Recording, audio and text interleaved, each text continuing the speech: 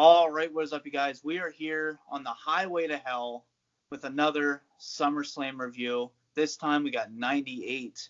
And my special guest, as you've seen in a few of these reviews now, we have the Relaxing Ghost. Go check out his channel.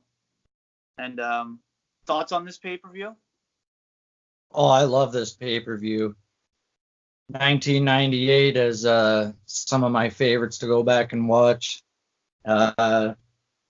Was the first big box set I got when I was a kid, the Classic 5 of 98. And SummerSlam and WrestleMania from that year are just two of my favorites. Yeah. This was in Madison Square Garden.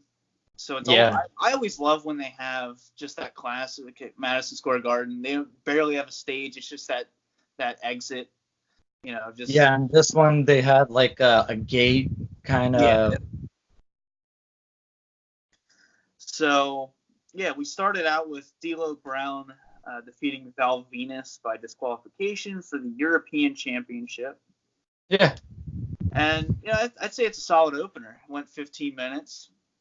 Yeah, and this is where they're introducing him with that chest protector. It's a kind of a new gimmick for him, and he's using it to his advantage.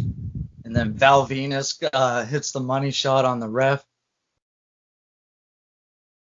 And we have X-Pac defeating Jeff Jarrett, hair versus hair match. Yeah. Just classic Attitude Era booking right here. Yeah, this SummerSlam has a lot of stipulations into it, but I think they all work fairly well.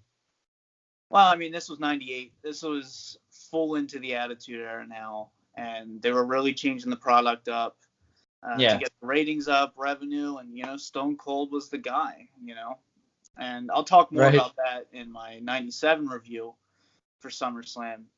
But we had Edge and Sable versus Jacqueline and Mark Marrow mixed tag team match. I was never a big fan of mixed tag matches. I'm still not. But, this one's still, it's fun for what it was. Yeah, Edge, I believe, he was introduced as a mystery partner here, and it was revealed to be Edge.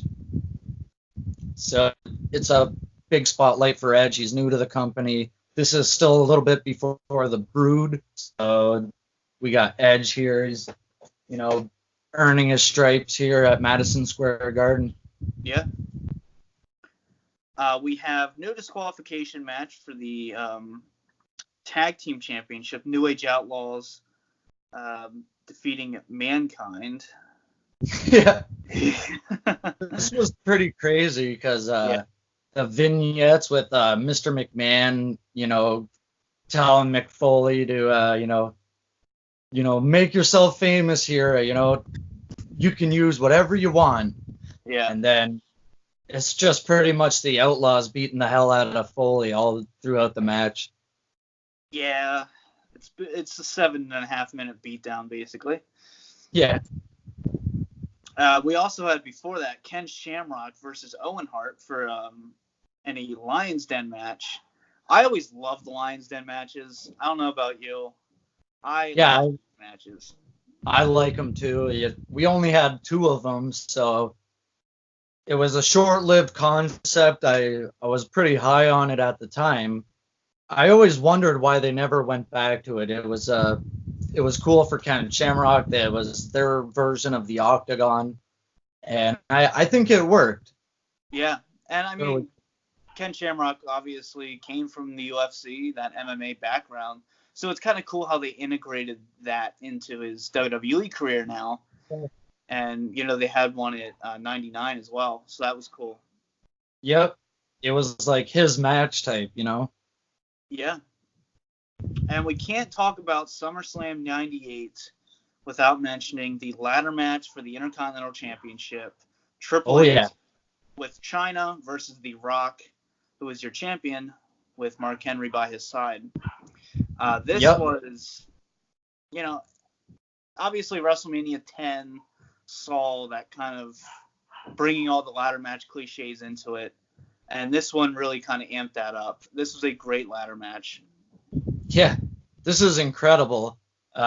It's cool how they did it also in Madison Square Garden, same as WrestleMania 10. A few years later from Shawn and Razor at SummerSlam as well. So they're kind of keeping this SummerSlam tradition with the ladder match, the IC title, getting a big spotlight. I love this match. I think it's a step above Shawn and Razor from SummerSlam. Yeah, I would say so too, yeah. But the WrestleMania 10 is definitely, the standard for this era anyway. Yeah, it's kind of the benchmark of, this new generation era, Attitude Era ladder matches. And of course, until the TLC matches started. Yeah, the crowd just went crazy there when Triple H pulled that title down. It was like everybody all at once, with their hands in the air, going nuts. Yeah. And DX were heels at the time, kind of as well. It was a weird time. Yeah, it's the DX versus the Nation, all that. Well, it was cool to be a heel back then too. Yeah. So I mean, heels got over just as much as the baby faces did, if not more. Right. So, yeah, we then of course have your main event: Stone Cold Steve Austin versus The Undertaker, singles match for the WWF Championship. Yeah. This is epic. Absolutely epic. Oh, yeah.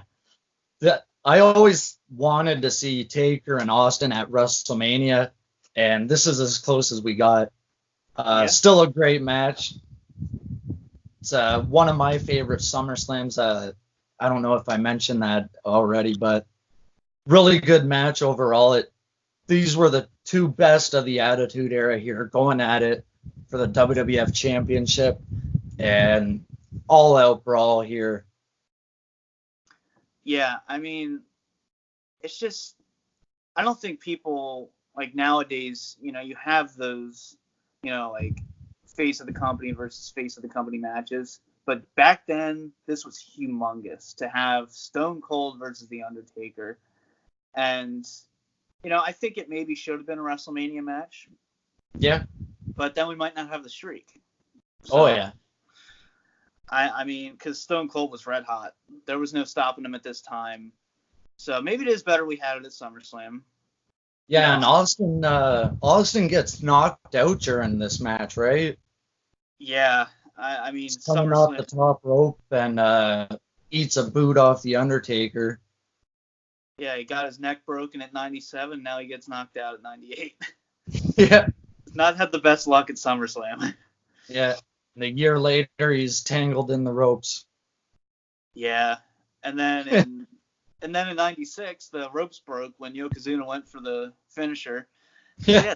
Stone Cold has not had the best SummerSlam track record. No. But, whenever I think of this match, I just think of that poster of them just tearing down New York City. Yeah. Stone Cold as the Statue of Liberty about to just whack Taker with it. Yeah, they got like broken pieces of the building and they're going at it. Crazy. Yeah. Yep. But, to me, this is one of the biggest SummerSlam main events of all time and one of the greatest. And you, of course, have Stone Cold going over, continuing the WWF Championship reign and, just that hot streak he was going through at the time. Yeah, there was no one hotter than Austin right here. By now, they're winning the Monday Night Wars. They're in control, and they're just going up and up from here. Yeah, this was just it's something special that, unfortunately, I don't know. I don't think we'll ever have again. A match, right. A main event this big at a SummerSlam. Yeah. So, yeah, what would you give this show as a letter grade? I know it's going to be pretty high. I'd probably go with a solid A. Yeah. Yeah, I think for this one, I was going to either say an A- or just an A. Yeah. So, I mean, I don't think you can go any lower than that. You have the ladder match. You have the main event. Lion's Den is fun. Just so much going on here. And in just the peak of the Attitude Era, Yeah, it's a good show from, start to finish, easy watch. We had a lot of stipulations that helped with the matches. JR and the King on commentary. Yeah, I mean, can't go wrong there. Yep. So, yeah, I hope you guys enjoyed this look at SummerSlam 98. In my opinion, and I'm sure you'd say the same, one of the best SummerSlams out there. Oh, for sure. Definitely in my top 5 favorites. Yeah. So, hope you guys enjoyed. Go check out Relax and Ghost channel, as always. Peace We'll out. talk to you later. Peace.